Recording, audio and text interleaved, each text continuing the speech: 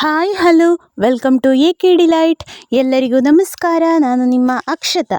ಇವತ್ತು ನಾನು ಸಿಂಪಲ್ ಆದಂತಹ ಕಲ್ಲಂಗಡಿ ಹಣ್ಣಿನ ಜ್ಯೂಸ್ ರೆಸಿಪಿಯನ್ನು ನಿಮ್ಮ ಮುಂದೆ ತಂದಿದ್ದೇನೆ. ತುಂಬಾ ಸುಲಭವಾಗಿ ಮಾಡುವಂತಹ ಈ ಜ್ಯೂಸನ್ನು ಯಾವ ರೀತಿ ಮಾಡೋದು ಅಂತ ನೋಡುವ. ಈಗೆಲ್ಲ ಕಲ್ಲಂಗಡಿ ಹಣ್ಣು ತುಂಬ ಸಿಗ್ತಾ ಇದೆ. ಹಾಗಿರುವಾಗ ಈ ರೀತಿ ಜ್ಯೂಸ್ ಮಾಡಿಕೊಂಡು ಕುಡಿದ್ರೆ ತುಂಬ ರುಚಿಯಾಗಿರ್ತದೆ. ಸೆಖೆಗೆ ತುಂಬ ರುಚಿಯಾಗಿರ್ತದೆ. ಬನ್ನಿ ಹಾಗಿದ್ರೆ ಈ ರುಚಿಯಾದಂತಹ ಕಲ್ಲಂಗಡಿ ಹಣ್ಣಿನ ಜ್ಯೂಸನ್ನು ಯಾವ ರೀತಿ ಮಾಡೋದು ಅಂತ ನೋಡುವ.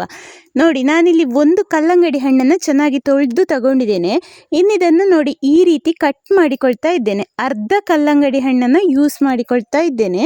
ನಾನಿಲ್ಲಿ ಜ್ಯೂಸ್ ಮಾಡಲಿಕ್ಕೆ ಖಾಲಿ ಅರ್ಧ ಹಣ್ಣನ್ನು ಯೂಸ್ ಮಾಡಿಕೊಳ್ತಾ ಇದ್ದೇನೆ. ಇನ್ನಿದನ್ನು ಈ ರೀತಿ ಕಟ್ ಮಾಡಿ ಸಣ್ಣ ಸಣ್ಣ ತುಂಡುಗಳನ್ನಾಗಿ ಕಟ್ ಮಾಡಿಕೊಳ್ತಾ ಇದ್ದೇನೆ.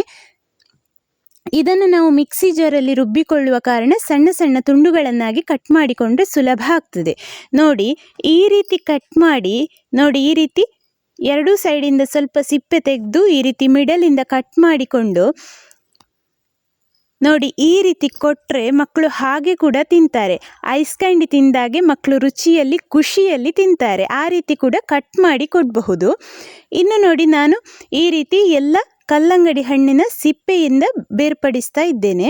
ಈ ರೀತಿ ಸಣ್ಣ ಸಣ್ಣ ಹೋಳುಗಳನ್ನಾಗಿ ಕಟ್ ಮಾಡಿ ಪ್ಲೇಟಿಗೆ ಹಾಕಿಕೊಳ್ತಾ ಇದ್ದೇನೆ. ನೀವಿಲ್ಲಿ ಈ ರೀತಿ ಕಟ್ ಮಾಡುವಾಗ ಕಲ್ಲಂಗಡಿ ಹಣ್ಣಿನ ಬೀಜ ಕೂಡ ತೆಗೆದಿಟ್ಟುಕೊಳ್ಬಹುದು. ನಾನು ಬೀಜ ಕೂಡ ಹಾಕಿ ಒಟ್ಟಿಗೆ ರುಬ್ಬಿಕೊಳ್ತಾ ಇದ್ದೇನೆ. ನೋಡಿ ಈ ರೀತಿ ಎಲ್ಲ ತುಂಡುಗಳನ್ನು ಒಂದು ಮಿಕ್ಸಿ ಜಾರಿಗೆ ಹಾಕಿ ನಾನಿಲ್ಲಿ 2 ಸಲ ರುಬ್ಬಿಕೊಳ್ತಾ ಇದ್ದೇನೆ. ನೋಡಿ ಈ ರೀತಿ ಮಿಕ್ಸಿ ಜಾರಿಗೆ ಹಾಕಿ ಬೇಕಿದ್ರೆ ನುಣ್ಣಗೆ ರುಬ್ಬಿಕೊಳ್ಳಿ. ಇಲ್ಲಾಂತಾದರೆ ನಿಮಗೆ ತರಿತರಿಯಾಗಿ ಬಾಯಿಗೆ ಸಿಗಬೇಕು ಅಂತಾದರೆ ತರಿತರಿಯಾಗಿ ಕೂಡ ರುಬ್ಬಿಕೊಳ್ಬಹುದು. ನೋಡಿ ಎಲ್ಲ ಕಲ್ಲಂಗಡಿ ಹಣ್ಣನ್ನು ಈ ರೀತಿ ಮಿಕ್ಸಿ ಜಾರಿಗೆ ಹಾಕಿ, ನಾನಿಲ್ಲಿ ಯಾವುದು ನೀರು ಹಾಕಿಕೊಳ್ತಾ ಇಲ್ಲ. ರುಬ್ಬಿಕೊಳ್ಳುವಾಗ ನೀರು ಹಾಕಿಕೊಳ್ಳೋದು ಬೇಡ. ಕಲ್ಲಂಗಡಿ ಹಣ್ಣಲ್ಲಿ ಆಲ್ರೆಡಿ ನೀರಿನ ಅಂಶ ಇರುವ ಕಾರಣ ರುಬ್ಬಿಕೊಳ್ಳುವಾಗ ನೀರು ಹಾಕುವ ಅವಶ್ಯಕತೆ ಇಲ್ಲ. ಇನ್ನಿದಕ್ಕೆ ನಾನಿಲ್ಲಿ ಒಂದು 6 ಚಮಚ ಆಗುವಷ್ಟು ಆರ್ಗ್ಯಾನಿಕ್ ಶುಗರನ್ನು ಹಾಕಿಕೊಳ್ತಾ ಇದ್ದೇನೆ.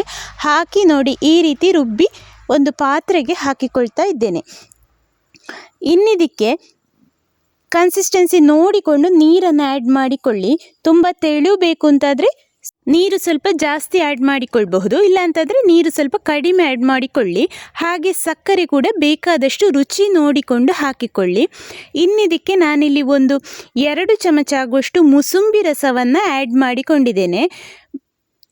ನೀವು ಬೇಕಿದ್ದರೆ ನಿಂಬೆ ಹುಳಿ ರಸ ಕೂಡ ಆ್ಯಡ್ ಮಾಡಿಕೊಳ್ಬಹುದು. ನೋಡಿ ಇಲ್ಲಿ ಮೂಸಂಬಿ ಹಣ್ಣಿನ ಬೀಜ ಎಲ್ಲ ಮೇಲೆ ತೇಲ್ತಾ ಇದೆ. ಹೀಗಾದರೆ ಜ್ಯೂಸು ಪರ್ಫೆಕ್ಟ್ ಆಗಿದೆ ಅಂತ ಅರ್ಥ. ನೀವು ಬೇಕಿದ್ರೆ ನಿಂಬೆ ಹುಳಿ ಜ್ಯೂಸ್ ಮಾಡುವಾಗ ಕೂಡ ನಿಂಬೆ ಹುಳಿಯ ಬೀಜವನ್ನು 1-2 ಹಾಕಿ ನೋಡಿ. ಸಕ್ಕರೆ ಎಲ್ಲ ಹಾಕಿದ ಮೇಲೆ ಅದು ಪರ್ಫೆಕ್ಟ್ ಆಗಿದೆ ಅಂತಾದರೆ ಅದರ ಬೀಜ ಮೇಲ್ಗಡೆ ತೇಲ್ತಾ ಇರ್ತದೆ. ಇನ್ನಿದನ್ನು ನೀವು ಬೀಜ ಬೇಕಿದ್ದರೆ ತೆಗೆದುಕೊಳ್ಬಹುದು, ಇಲ್ಲಾಂತಾದರೆ ಸೋಸಿಕೊಂಡು ಕೂಡ ಕುಡಿಬಹುದು. ಸ್ನೇಹಿತರೆ, ಇದಕ್ಕೆ ಬೇಕಿದ್ದರೆ 1 ಚಿಟಿಕೆ ಆಗುವಷ್ಟು ಉಪ್ಪು ಹಾಗೆ ಒಂದು ಸಣ್ಣ ತುಂಡು ಶುಂಠಿ ಕೂಡ ಜಜ್ಜಿ ಹಾಕಿದರೆ ತುಂಬ ರುಚಿಯಾಗಿರ್ತದೆ. ಸ್ನೇಹಿತರೆ, ಹಾಗಿದ್ರೆ ಈ ಒಂದು ಸಿಂಪಲ್ ಆದಂತಹ ಜ್ಯೂಸ್ ರೆಸಿಪಿ ಎಲ್ಲರಿಗೂ ಖಂಡಿತ ಇಷ್ಟ ಆಗಿದೆ ಅಂದ್ಕೊಳ್ತೇನೆ. ಹಾಗಿದ್ರೆ ಒಂದು ಲೈಕ್ ಕೊಟ್ಟು ಶೇರ್ ಮಾಡಿ, ಸಬ್ಸ್ಕ್ರೈಬ್ ಮಾಡಿ, ಹಾಗೆ ಬೆಲ್ ಐಕಾನನ್ನು ಪ್ರೆಸ್ ಮಾಡಿ. ಮುಂದಿನ ವಿಡಿಯೋದೊಂದಿಗೆ ಸಿಗೋಣ. Thank you.